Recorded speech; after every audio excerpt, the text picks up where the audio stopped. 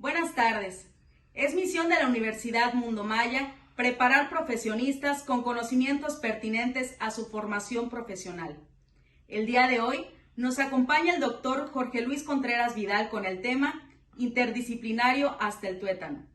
El doctor Jorge Luis Contreras Vidal es profesor con 36 años de experiencia en docencia universitaria, doctor en ciencias pedagógicas y máster en ciencias de la educación superior, así como profesor titular que ha prestado sus servicios en diferentes países. Tiene participación en 70 eventos nacionales e internacionales. Ha realizado 69 publicaciones en diferentes formatos, incluyendo revistas indexadas, y ha incursionado en 62 posgrados.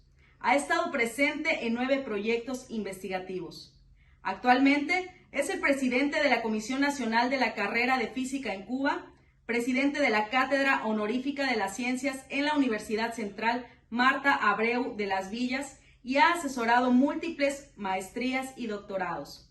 Es miembro del Tribunal Permanente de Formación de Doctores en la universidad donde labora. Le cedo la palabra al doctor Jorge Luis Contreras Vidal. En especial a su rector Daniel Iván García Viva, porque siempre han estado dispuestos a ayudarnos y a hacer, por ejemplo, las grabaciones de este tipo de actividad que siempre se van a quedar como un reservorio, ¿no? Para cada vez que lo podamos entonces volver a utilizar y que sea como materiales de enseñanza-aprendizaje para nuestros estudiantes y otros profesionales. Bien, hoy les voy a hablar de la interdisciplinariedad. Si vamos a internet, si vamos a consultar un libro de la interdisciplinariedad, se ha hablado mucho, se ha escrito mucho y hay varias definiciones acerca de la interdisciplinariedad. También hay varias taxonomías. Piaget hizo una taxonomía de lo que era la interdisciplinariedad. Vygotsky, aunque no hizo taxonomía de lo que era la interdisciplinariedad, sí escribió acerca de ella sin prácticamente mencionar la palabra, porque hablaba de asociaciones, pero en fin, estaba hablando sobre el mismo tema. Autores cubanos hay varios que han trabajado con la interdisciplinariedad desde el punto de vista teórico, como el doctor Jorge Fiallo, como Pereira, como el doctor Caballero. Nosotros también trabajamos la interdisciplinariedad en nuestro tema de doctorado, aunque profundizamos mucho más en lo que es la integración, ¿no?, que en lo que es la parte de la interdisciplinariedad. Siempre en desacuerdo con algunos autores que plantean que la interdisciplinariedad es el proceso y que la integración es el estado. Entonces yo lo visualicé de otra manera, que la integración es el proceso, mientras que la interdisciplinariedad puede ser el estado. Lo curioso de eso es que en esta taxonomía, tanto de la interdisciplinariedad, que te hablan de interdisciplinariedad cruzada, o te hablan de multi-interdisciplinaridad, o te hablan de transdisciplinaridad, existe una confusión tremenda. Nosotros estuvimos participando en noviembre pasado en un evento internacional en Tope de Collante sobre salud, y había doctores ahí, grandes académicos, científicos que trabajaron con la vacuna, que hablaban de equipos transdisciplinarios. Eso en realidad no tiene ningún tipo de sentido. Y es que son tantos los conceptos y las definiciones que se dan que tienden a confundir. Pero más importante que los conceptos, las definiciones acerca de la interdisciplinariedad serían las acciones prácticas que se pueden hacer alrededor de las mismas. Y esas acciones prácticas son las que son muy limitadas y se limitan, por ejemplo, a hacer tareas interdisciplinarias o tareas integradoras o seminarios integradores o seminarios interdisciplinares. Pero su esencia en sí no se abarca. Sin embargo, en todos los planes de estudio aparece que la interdisciplinaridad es necesaria y que todos los profesores deben practicarla. Sin embargo, sabemos que no se hace de la mejor manera, inclusive muchas veces no se hace. Ahora, ¿por qué no se hace de la mejor manera o por qué sencillamente a veces no se hace? Porque para trabajar con la interdisciplinariedad hay que conocer más de una disciplina. Los físicos tendríamos que conocer más, por ejemplo, de la química, de la biología, de la geografía, inclusive de algunas ciencias sociales, para uno realmente ser interdisciplinario y trabajar con ella. Pero este estudio que debe llevar un profesional para ser interdisciplinario es el que nos cuesta trabajo. Nos dedicamos solamente a impartir nuestra asignatura y a no estar buscando las relaciones que existen con las demás. Claro que es un proceso complejo y entonces a veces lo que hacemos es, si no entiendo algo de biología, entonces me remito al doctor Rafael Amiñana, que es un excelente biólogo, y entonces le pregunto, y así podría hacer una tarea. Pero eso no me hace a mí ser una persona interdisciplinaria. Hay muchas cosas escritas, por ejemplo, por el académico Jorge Torres, un español, que escribió un libro en 1994 que habla sobre la globalización y la integración de contenido. Pero después lo volvió a editar y ahí da todas las otras definiciones que se dan, como Richard Spring también da definición acerca de lo que es la interdisciplinaridad. Y en Cuba también, además de lo mencionado, se encuentra Marta Álvarez. Inclusive Marta Álvarez le encuentra problemas a las definiciones, porque hay problemas en la definición de interdisciplinaridad cuando se trabaja con el defienden y el definiendo desde el punto de vista de la lógica formal. Entonces, la interdisciplinaridad es muy cuestionada porque en la mayoría de los países lo que se trabaja es de manera disciplinaria. En Cuba se trabaja de manera disciplinaria. Sin embargo, hay países como el Reino Unido, como muchos de los demás que pertenecen a la Commonwealth, como en Canadá, como muchos países africanos, donde las ciencias se dan integradas. Pero claro, tampoco logran ese nivel de integración, lo hacen más bien por unidades didácticas y a veces eso trae también sus dificultades. Por lo tanto, lo que prima en el mundo es la disciplinariedad. Sin embargo, para lograr cualquier conocimiento hoy en día, tiene que ser a través de equipos interdisciplinares, porque si no, no se podría lograr. Un ejemplo de eso es la vacuna, ¿no? La vacuna contra la COVID. Aquí en Cuba han tenido que trabajar los médicos, han tenido que trabajar epidemiólogos, han tenido que trabajar matemáticos, estadísticos, o sea, es una gran cantidad de especialidades que se tienen que unir para lograr solamente una cosa. Ahora, la pregunta es, ¿debemos o no ser interdisciplinarios? ¿Debemos o no aplicar la interdisciplinaridad? Vamos entonces para ello a un principio de la filosofía marxista-leninista, pero que también pertenece a cualquier tipo de filosofía, que es el principio de la concatenación universal de los fenómenos. Este principio nos dice que todo en el mundo, todos los fenómenos y objetos están en constante concatenación y desarrollo. Por lo tanto, no hay ningún objeto ni hay ningún fenómeno en el mundo que esté en desconexión con los demás. Pero de esto se dieron cuenta los antiguos se dieron cuenta de esto. Y vamos entonces a la escuela de Mileto. En la escuela de Mileto, donde estaba Tales, donde estaba Nascimando, donde estaba Siemens, se empezaron a preocupar porque tenía que haber algún elemento aglutinador, algún elemento concatenador entre todos los fenómenos y objetos que existían en el mundo. Para algunos de ellos era el agua, para otros el aire, para otros el fuego, para otros el apeiro, ¿verdad? Lo trataron así de buscar, pero por ejemplo, para Demócrito y Leucipo era precisamente el átomo. Entonces, desde la antigüedad se anda buscando precisamente lograr esa concatenación. ¿Cuál es el elemento que puede concatenar a todos los fenómenos que existen en el universo? Y vamos a ver cómo sabios y filósofos importantes como Aristóteles tenía un conocimiento enciclopédico. Aristóteles sabía de zoología. Fue un hombre que sabía de física, que sabía de mecánica. Era un hombre que trabajó en toda la teoría sobre el teatro, o sea, teorías acerca de la actuación. Pero algunos dirán, bueno, está bien, pero es que en la antigüedad había poco conocimiento. Claro, estaba surgiendo el conocimiento. No había una ciencia establecida todavía. Pero lo cierto es que ellos trataban de ver al mundo así en su totalidad y no por disciplinas compartidas. Pero si vamos más adelante, vemos que esto sigue.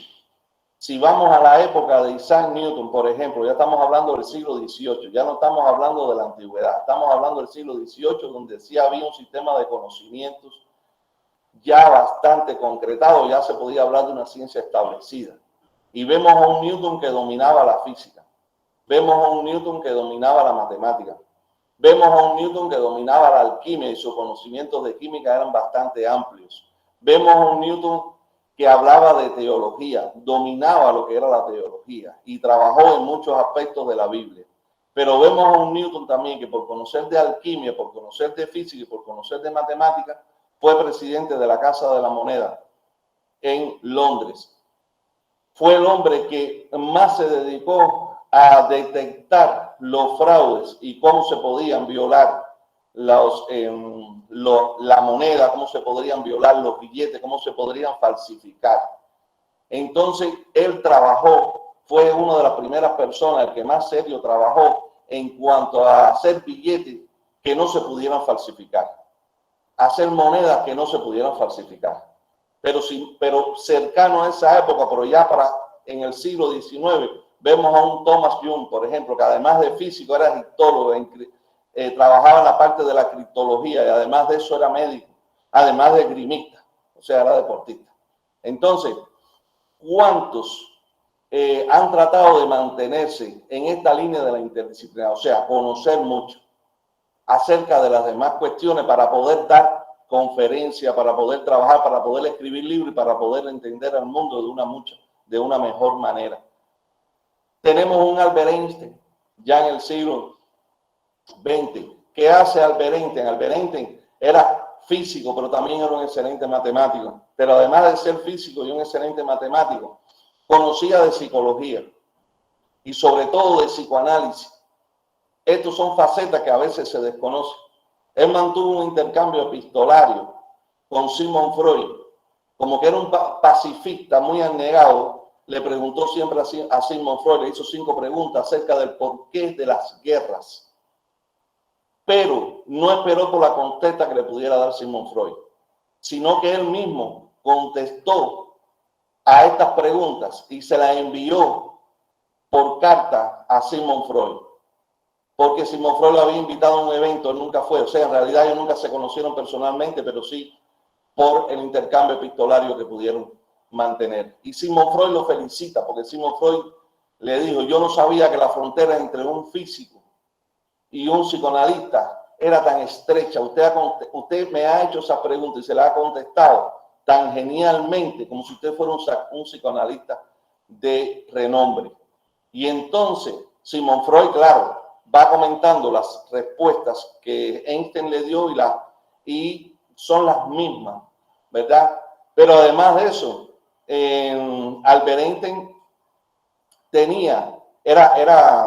era músico, tocaba el violín, conocía mucho acerca del humor, de los trabajos sobre el chiste de Sigmund Freud, amigo en lo personal de Charles Chaplin, y hablaban sobre sus películas, la conocían. O sea, que Albert Einstein era una persona interdisciplinaria en esencia.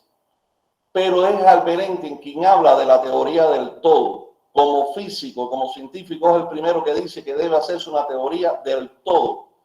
Inclusive, él decía que tenía que haber una relación muy directa entre todos los campos en la física, entre el campo magnético, entre el campo eléctrico, el campo electromagnético, el campo de las fuerzas nucleares.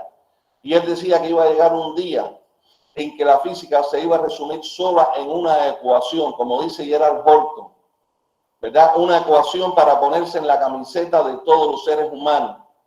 Una ecuación que recogiera todos los conocimientos en la física, porque Albert Einstein siempre habló de lo concatenado que estaba en el mundo y cómo así era como se debía percibir.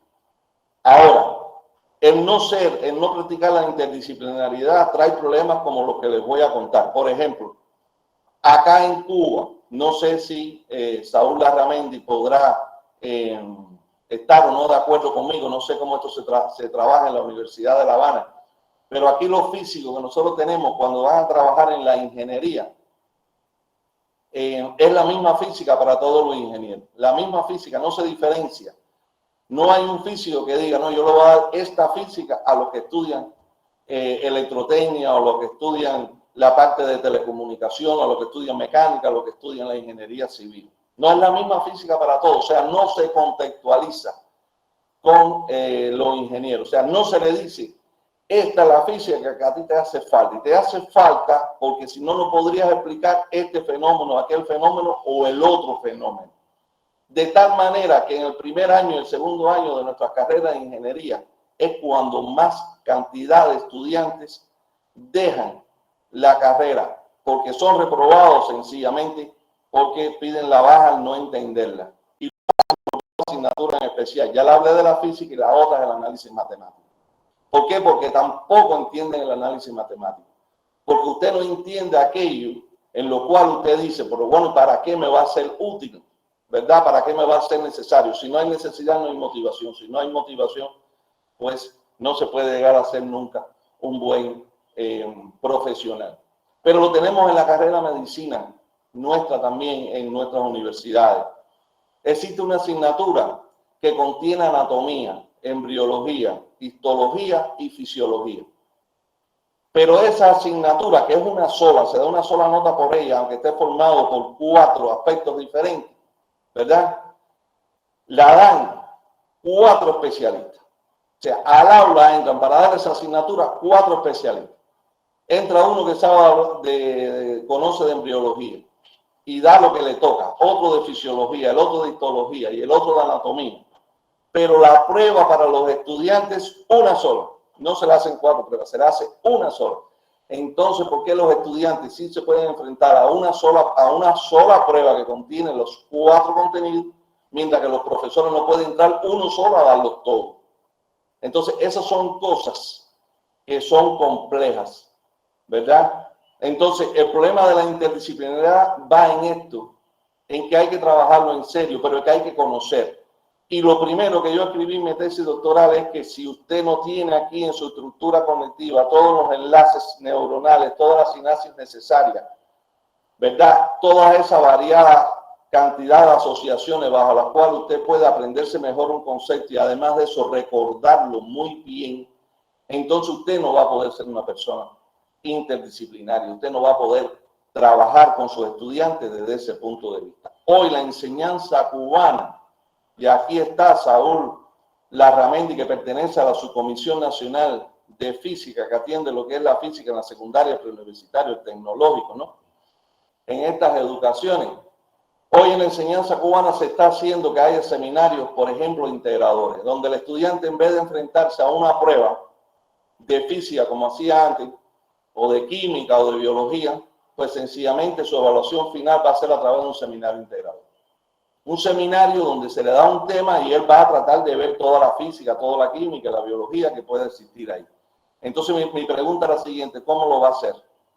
¿Cómo el estudiante puede lograr enfrentarse a una tarea de este tipo y hacerla dignamente? Primero, porque se le está dando la física por separado, la química por separado, la biología por separado, con toda la didáctica que siempre se ha trabajado en ella. Y de pronto yo le estoy diciendo, usted tiene que ser interdisciplinario para poder resolverme esta tarea. Es como dar un curso donde no se le enseña al estudiante a ser creativo y después ponerlo en una prueba donde le dice, para tú realizarla tienes que poner en función tu creatividad.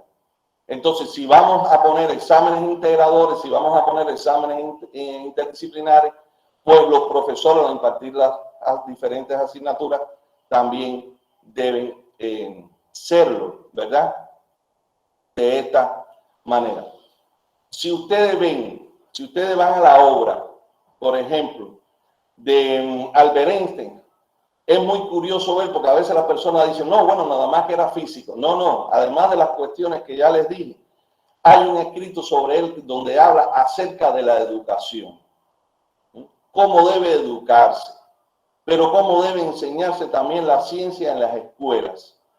Es muy curioso ver primero que él no consideraba la pedagogía como ciencia. Albert Einstein no creía que la pedagogía fuera ciencia. Bueno, de hecho hay muchos profesionales en el mundo, los españoles consideran que la pedagogía tampoco es ciencia y por eso le llaman ciencias de la educación. Albert Einstein, cuando comienza este escrito acerca de cómo enseñar la ciencia, de cómo educar, él dice, me han pedido que hable sobre la enseñanza de la ciencia, la enseñanza de manera general. Y si lo voy a hacer es precisamente porque la pedagogía no es ciencia. Si fuera ciencia, entonces yo no me metería a hablar sobre algo de lo cual es muy complejo y yo no pudiera entender.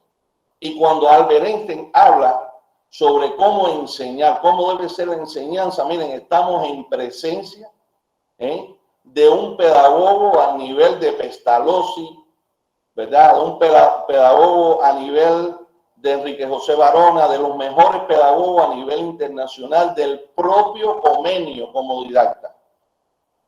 Entonces, Albert Einstein, a lo cual se dedicaba, era genial, era genial. Pero ahora ustedes dirán, sí, pero es que no estás hablando de los genios. No, las personas talentosas también logran esto. Nosotros en nuestra universidad tenemos un doctor, Juan Virgilio López Palacio, que en la Universidad Mundo Maya es muy conocido, pero en nuestra universidad también, ¿no? Porque es doctor honoris causa y él es pedagogo. Hay que asistir a una conferencia del doctor Juan Virgilio López Palacio a cómo él logra explicar la pedagogía a través de ejemplos de la física, a través de ejemplos de la química, a través de ejemplos de la biología, sin él ser, ¿verdad?, un hombre dedicado a las ciencias naturales como de las que les estoy hablando. ¿Por qué? Porque es una persona que es muy talentosa, es una persona que tiene muchas ideas, de una gran inteligencia, y él sabe que si eso no lo hace la pedagogía, pues no se la va a poder explicar a nadie y nadie la va a poder entender. Lo que va a crear es un rechazo realmente terrible. Mi experiencia como profesor es que cuando usted es interdisciplinario, cuando usted lleva las clases, no solamente la física, sino las aplicaciones de ella, y usted es capaz de integrarla con otras ciencias, las clases se le hacen mucho más interesantes. Por ejemplo, cuando yo voy a tocar el tema de energía, me guío por Galileo Galilei. Galileo Galilei decía, la primera física que hay que conocer es la del cuerpo humano. Además, hay que recordar las relaciones que siempre mantuvo Galileo Galilei con Galeno. Entonces, cuando yo voy a dar la energía, yo no empiezo a hablar de que si la energía cinética, que si la energía potencial, porque al final estoy hablando en un lenguaje que todavía el estudiante no es capaz de comprenderme. Pero le voy a hablar de algo que está en su organismo humano, de uno de los procesos del organismo humano, que es precisamente el proceso de respiración que se hace a nivel celular. Si le voy a hablar, entonces le puedo hablar de que los seres humanos por lo general vamos a respirar aeróbicamente, y en esa respiración hay un carbohidrato incluido. Entonces está la glucosa, y si esa glucosa reacciona con el dioxígeno, esto da como origen dióxido de carbono, pero también da agua y también da energía. Y que esta energía es utilizada en procesos catabólicos, anabólicos, metabólicos de todo tipo, en los procesos catabólicos también. Y es con esta energía que los seres humanos pueden estudiar, que pueden caminar, que pueden hacer ejercicio. Entonces, el primer término de energía, ¿de dónde lo sacamos? Lo sacamos del cuerpo humano. Pero cuando yo estoy dando esa reacción, ¿verdad? Donde hay reactante, hay producto, entonces estoy hablando de química, y entonces tengo que balancear también esta ecuación. Y al final ya le estoy hablando de física, de química, pero es un proceso que ocurre dentro del ser humano, por lo tanto es un proceso biológico. Y ahí ya de esa manera, pues le puedo estar hablando de la interdisciplinaridad y de la aplicación de mi asignatura con las demás. Pero hay un doctor emérito en la Universidad de Harvard, que es el doctor Gerald Horton, que si usted ve un video del cualquiera, les recomiendo que vayan a ver un video de los 100 años de haberse creado la relatividad general por Albert Einstein, que la hace la Fundación BBVA en México. Todos los bancos son de la BBVA, casi todos. Ustedes lo pueden ver ahí, pero esos bancos son a nivel internacional. Lo entrevista un periodista dedicado a la ciencia que se llama Luis Quevedo. Busquen ese video.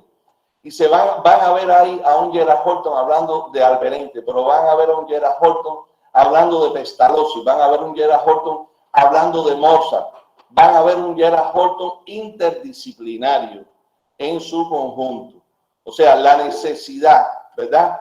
La necesidad de conocer, como dice Lorraine Daston. Lorraine Daston actualmente tiene 71 años, es la directora del Instituto de Historia de la Ciencia Max Planck en Alemania, la alumna favorita de Gerald Horton. Y dice Lorraine Daston, el trabajo más preciado de Gerald Horton como físico fue haber trabajado sobre la imaginación, el papel de la imaginación en la investigación científica, el papel de la imaginación en los genios, el papel de la imaginación en las personas talentosas, las personas en general.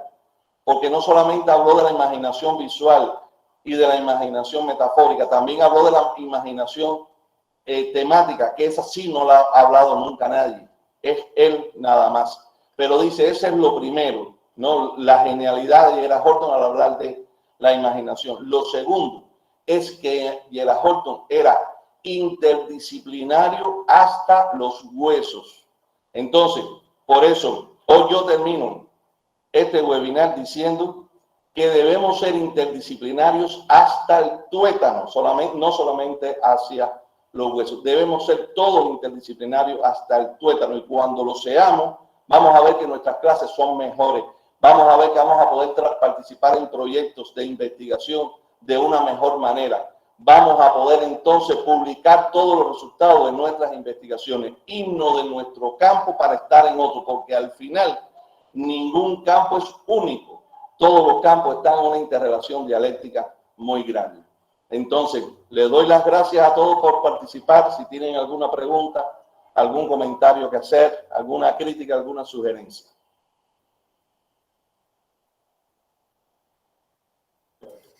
Jorge.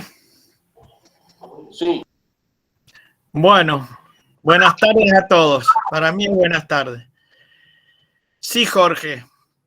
Bueno, vos ya sabés que yo estoy en desacuerdo con eso, porque la primera conflicto que hubo en Varadero 2014 fue ese. Ustedes me decían que era el anti-integracionista, públicamente. Sí. Yo estoy en desacuerdo porque obviamente no se puede hablar de química si no se conoce química básica. Así que creo que la idea, bueno, la idea es muy simple. Es como si yo quisiera enseñar a leer sin letras. Tengo que enseñar las letras. Obviamente, rápidamente se entra en la interdisciplinariedad. Creo que vos me escuchaste decir alguna vez, si un físico no sabe nada de química, las limitaciones no le aparecen enseguida. Con un químico es exactamente al revés. Si un físico es ignorante, un químico, perdón, es ignorante de física, enseguida es un analfabeto científico, enseguida no entiende. Nosotros tenemos rápidamente que usar conceptos físicos. Pero eso al principio no se puede, es complicado. Vos diste un ejemplo que yo estoy en desacuerdo. La vacuna contra el COVID era muy complicada, no lo hicieron. Obviamente que era imposible hacerla con alguien con una sola disciplina. No sé si me explico o entienden. Hay una parte básica que no se puede, es pequeña, pero hay que enseñar física básica, química básica y matemática básica. Y después, bueno, avanzamos y aplicamos los distintos conceptos básicos.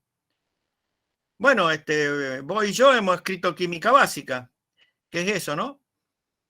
Y habrá otra pregunta. ¿Se da química en física en Santa Clara? ¿En Las Villas? ¿Los físicos estudian química?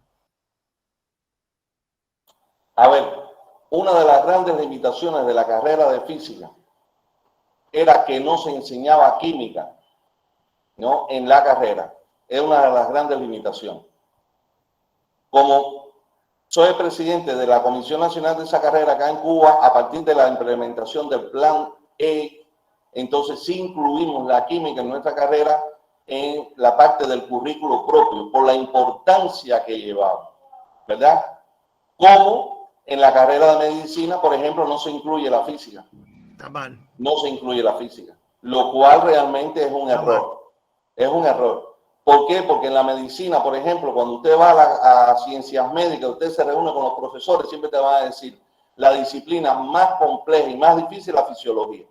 Por acá se estudia por el gaito, pero yo tuve el placer de trabajar 3 años en la Universidad de Ciencias Médicas y trabajé con el doctor Barber. Doctor Barber, un excelente fisiólogo, pero porque él entendía también la fisiología, porque él comenzó a estudiar física y estuvo 2 años estudiando física y después por problemas de que al principio de la revolución te decían es mejor que estudies esto porque nos hace falta, pasó entonces a estudiar fisiología. Y él me decía, Jorge, si usted no sabe física, si usted no sabe química, si usted no sabe biología, no puede entender la fisiología. Yo siempre he considerado que el libro de fisiología del Gaito es uno de esos libros transdisciplinarios donde no se ven las fronteras entre las disciplinas. De ahí lo complicado que es. Ahora, Edgardo, yo estoy de acuerdo contigo de que si no se enseña esto primero, no se puede enseñar esto después. Pero, por ejemplo, de manera natural, tanto los físicos como los químicos somos interdisciplinarios, te guste o no, estés de acuerdo conmigo o no. ¿Por qué? Porque tanto los físicos como los químicos trabajamos la teoría atómica y la teoría nuclear. Está en ambas disciplinas, está en ambas carreras, está en ambas ciencias. Y entonces la termodinámica, mira, nosotros no podemos, trabajamos en conjunto la termodinámica, trabajamos en conjunto la teoría atómica y nuclear, todos los modelos nucleares que han existido, todos los modelos atómicos que han existido. Entonces nosotros somos interdisciplinarios por esencia. Lo que pasa es que la carrera de química debe tener física. Llegó un momento acá en Cuba hasta que se le quitó, ahora lo tienen de nuevo. Yo me encargué el semestre pasado de darle la física a los químicos, ¿verdad? Y tenemos entonces la carrera de física, la química para los físicos. Entonces, esas son cosas necesarias. Como que, por ejemplo, los matemáticos estuvieron un tiempo en que daban física, después la eliminaron.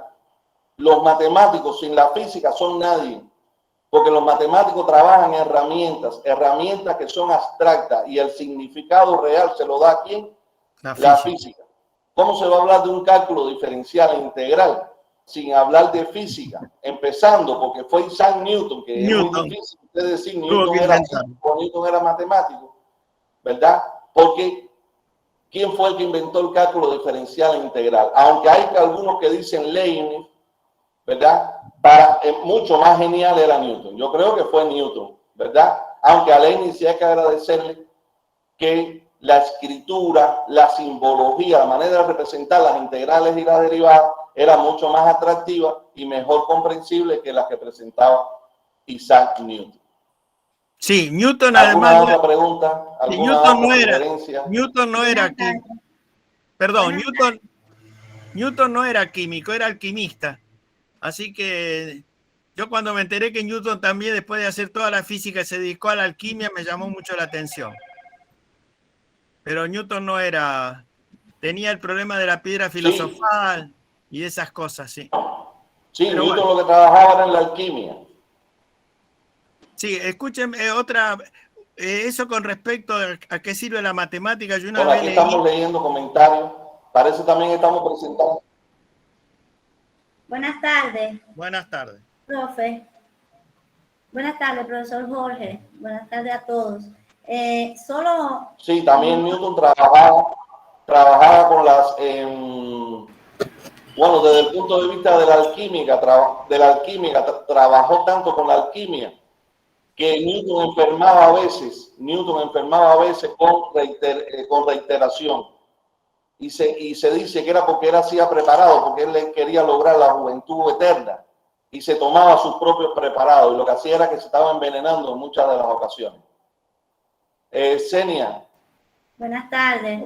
Profe, bueno, aprovechando el espacio que se está hablando de la interdisciplinariedad, yo soy del criterio de que para lograr esto, un poco hay que crear los espacios para que fluya la interdisciplinariedad.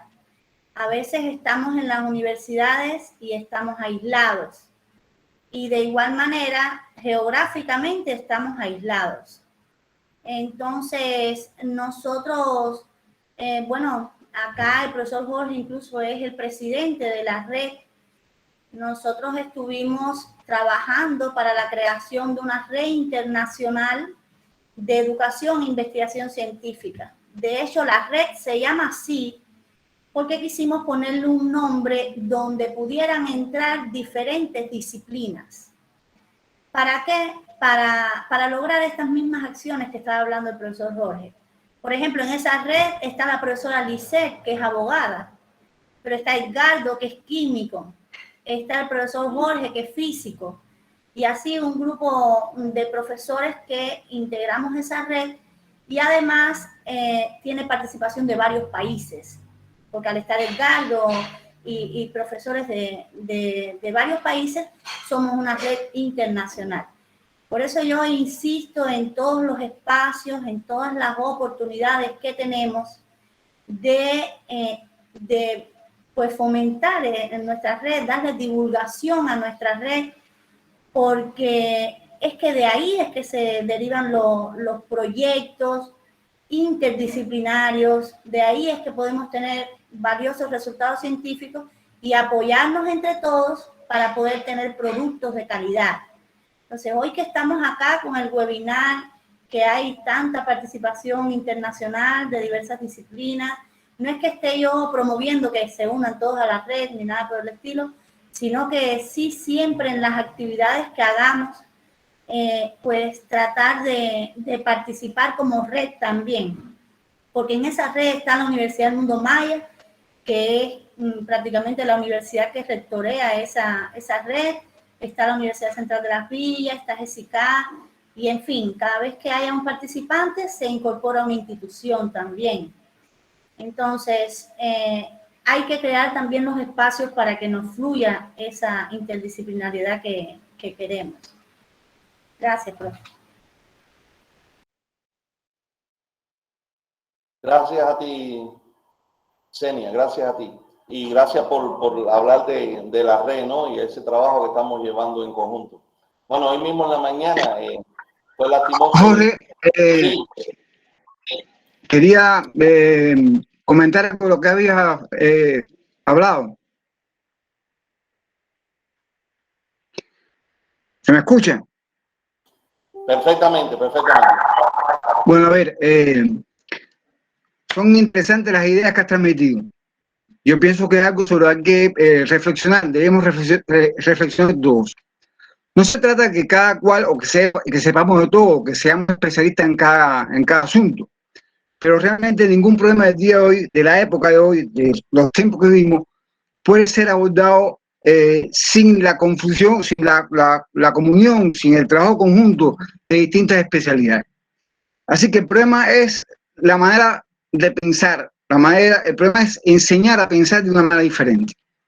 En la Facultad de Maestros de la Universidad de La Habana, las disciplinas de cada especialidad han sido diseñadas de tal manera que le sirvan o le presten a esa especialidad el mayor provecho. O sea, la física que se da en bioquímica o que se da en microbiología no es la misma física que se da en farmacia o la física que se da en la Facultad de Química. O sea, los diseños curriculares tienen en cuenta las intenciones de lo que se pretende formar en cada uno de esos graduados. Pero una cosa es el diseño de los currículos y otra cosa es la actitud de los docentes cuando van a enseñar la física. O sea, podemos tener un diseño curricular, la disciplina diseñada de tal manera que aborde problemas que son importantes, que son interesantes, que le hace falta, digamos, al bioquímico, al microbiólogo para sus futuras competencias como investigador. Pero otra cosa es distinta es cuando el profesor que se enfrenta o que imparte el curso no tiene la disposición para profundizar en los temas, al menos hasta el nivel que le corresponde para transmitir los conocimientos con la suficiente claridad, eficiencia, para transmitir lo que se pretende.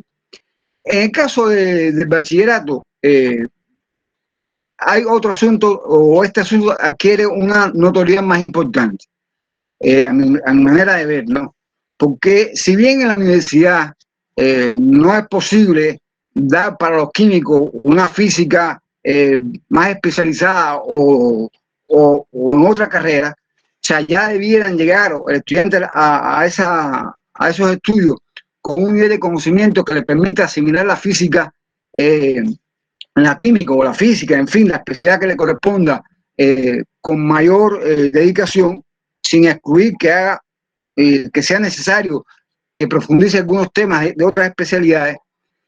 En mi opinión, la preparación del estudiante en bachillerato, en ese sentido, en esa confusión, comunión de criterios, de conocimiento de otras especialidades es básico. O sea, la cuestión más importante es transmitir una cultura, una manera de ver los problemas que permita bien a uno u otro tratar de buscar en otros especialistas, primero identificar en el problema que está abordando aquellos aspectos que serían más de la competencia de un químico o serían más de la competencia de un biólogo, pero para eso hay que conocer, para eso hay que saber identificar que este problema pues mejor ser abordado por aquel o aquel otro especialista. Así que a nivel de la preparación preuniversitaria es básico que lo que hagamos, lo que se haga en la escuela, tenga esa intención. Que la matemática no se dé por dar a matemática, que los problemas que se aborden no sean puramente aquellos que van o atienden al contenido de un teorema u otro, sino aquellos problemas que desde el punto de vista matemático se pueden o tienen aplicación en otros terrenos.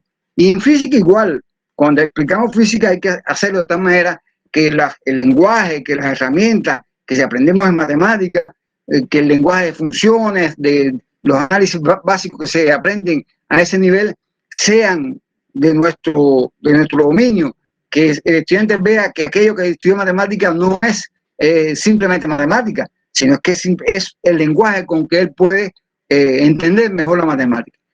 A nosotros, por ejemplo, nos toca también, cuando explicamos determinadas materias, y eso siempre falla, por ejemplo, en termodinámica, no solamente circunscribirnos a los gases o a aquellos estados o sustancias que son más simples de explicar, sino intentar abordar el problema con mayor amplitud para que se comprenda que la termodinámica no es solamente una cuestión de los gases, sino que tiene otros campos de aplicación, que tiene otros terrenos.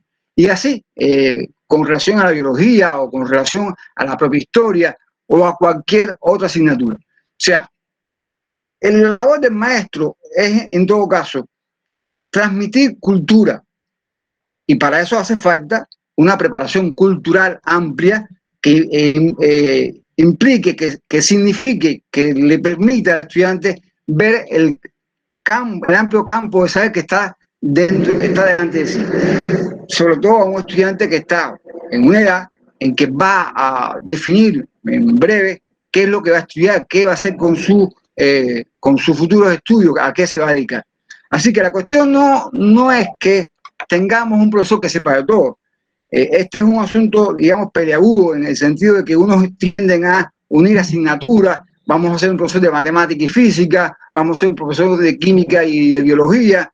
Y cuando hace eso, yo pienso que a veces más prima la cuestión económica de tener un profesor que aborde 2 o 3 asignaturas y con eso tengo menos que contratar, tengo menos recursos que gastar. Sino, y por otro lado, cuando tenemos un profesor solamente de física o solamente de matemática o de química, se aísla y cree que su asignatura es el mundo, es lo que él tiene que transmitir, que lo otro no está imbuido ahí. O sea que es un tema peliagudo, un tema en que hay muchos criterios, muchas maneras de abordar, pero yo sí pienso que es indispensable y es lo que quisiera transmitir aquí, porque creo que es algo en lo que todos debemos reflexionar, es que en la necesidad de cuando vamos al aula, cuando estamos explicando nuestra asignatura, lo hagamos de la manera más amplia posible. Y para eso tenemos que estudiar, para eso tenemos que prepararnos, para eso tenemos que saber que cuando hablamos de efectos fotoeléctricos hay técnicas de investigación en las que se aplica, o cuando damos rayos X, o cuando damos a nivel más básico la ley de los gases o la ley de la mecánica. O sea, enfocar, ser un maestro, y para eso habrá que trabajar mucho, un profesor que esté realmente preparado para transmitir cultura general sin que con ello signifique que demos menos física o que demos menos matemática, inclusive hasta permitirles mirar al mundo, el arte en general, con una visión científica. Y eso hoy es más importante cuando en el mundo los medios de difusión tienden a hacer de la pseudociencia, de cosas que no tienen valor científico ninguno, su campo de producción, porque ahí se gana más o porque se gana más público, y va de esa manera generando un público acrítico que simplemente no sabe o que recibe todo lo que le dicen sin ningún tipo de valoración. Esa es, digamos, la raíz de que ha aparecido en este siglo XXI los terraplanistas. Después que hemos visto la Tierra desde el cosmos, que aparezca alguien diciendo que la Tierra es plana y defendiendo eso a capa y espada, realmente una cosa interesante como fenómeno sociológico. En fin, es luego las ideas que quería transmitir y me parecen realmente muy interesantes los apuntes que ha hecho Jorge al hacernos pensar sobre este tema.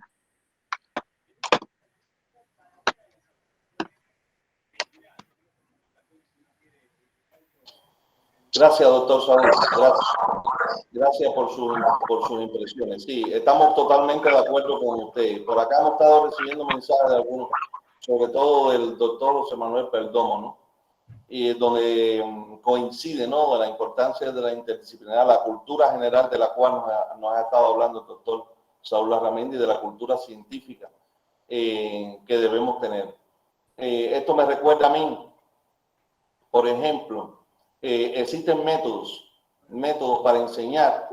Entonces, constantemente estamos hablando, bueno, este método de enseñanza-aprendizaje y el otro, y no vamos, por ejemplo, a los métodos que existían, el método socrático, por ejemplo, de la mayéutica, de lo importante que era ese método del diálogo, del saber aquello de cuando él termina diciendo solo sé que no sé nada, la ironía socrática, pero también el método de los peripapéticos de Aristóteles, y cómo Albert Einstein sí hacía uso de eso.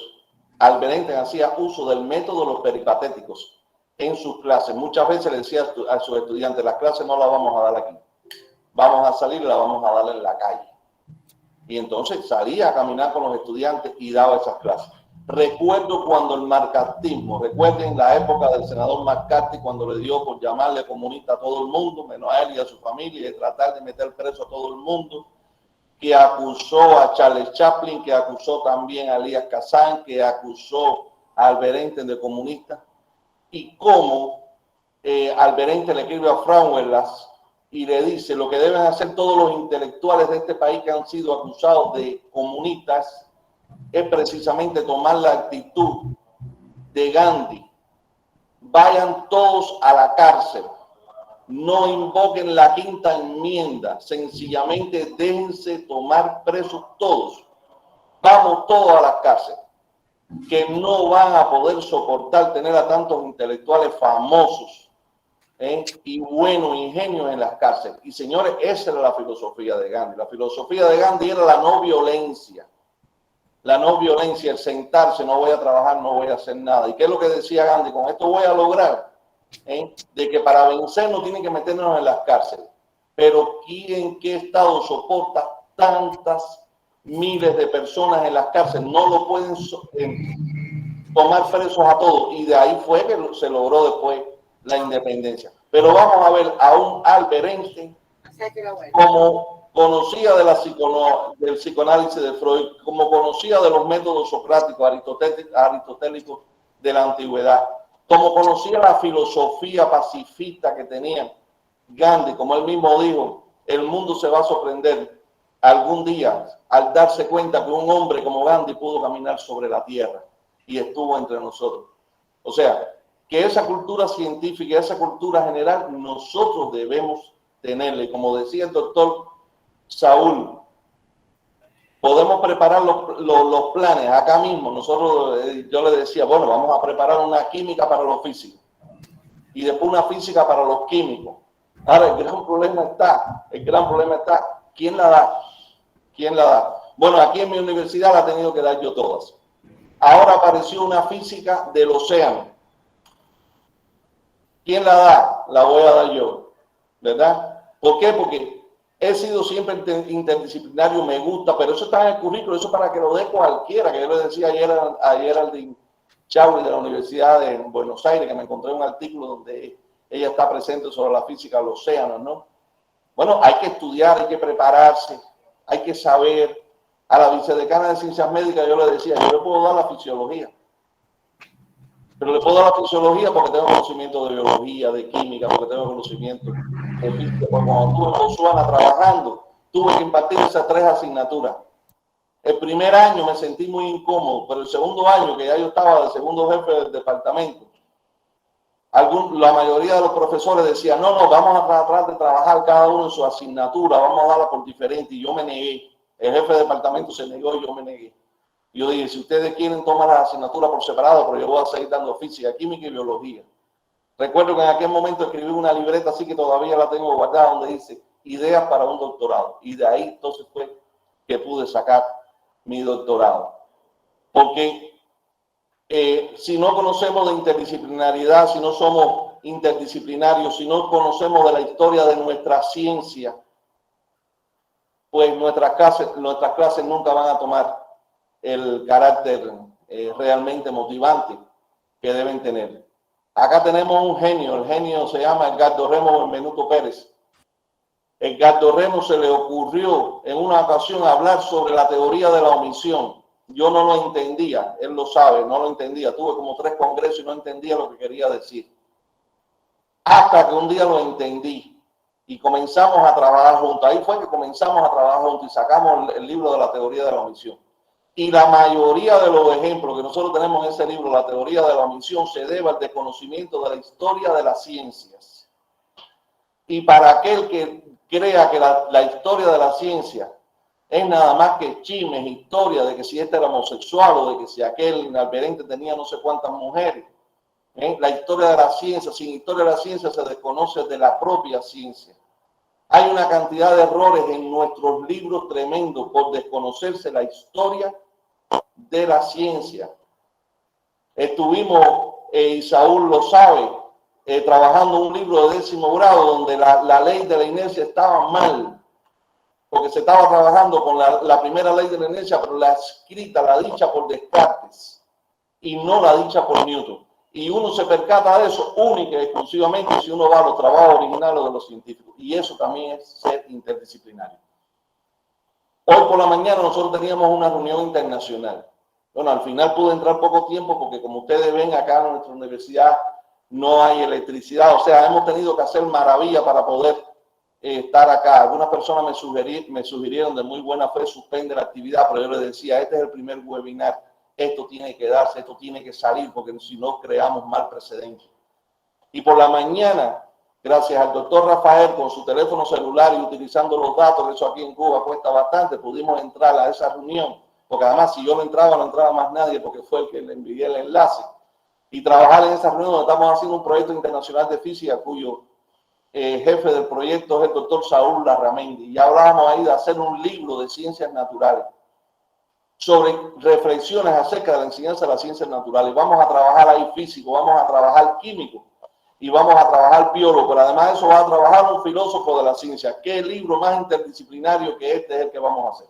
Cuando seamos capaces de al final recoger todas las regularidades y las contradicciones que existen en este proceso de enseñanza-aprendizaje de las ciencias naturales.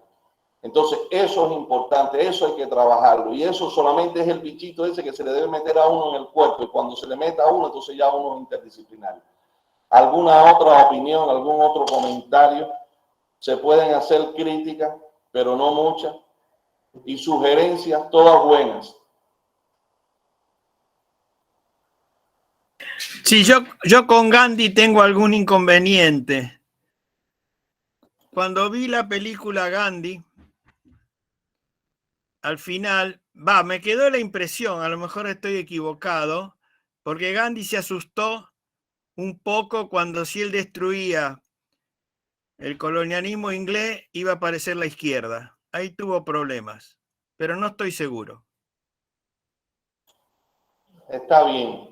Bueno, estamos exactamente a 3 minutos de terminar, porque recuerden que estos webinars tienen la característica de que son 30 minutos para el que expone y 30 minutos para los que van a hacer las intervenciones de manera tal de que no se haga muy aburrido, que las personas no tengan mucho tiempo acá en pantalla, porque sabemos también la hora y personas que están trabajando. Yo agradezco que estemos en este momento 41 personas en este webinar. Y lo más importante, y este es un mensaje que le estoy mandando a la maestra Jennifer, que tan amable siempre es y siempre está constante trabajando ahí con nosotros, es que se está grabando la actividad. Entonces, por ejemplo, ya yo el jueves trabajo en la maestría.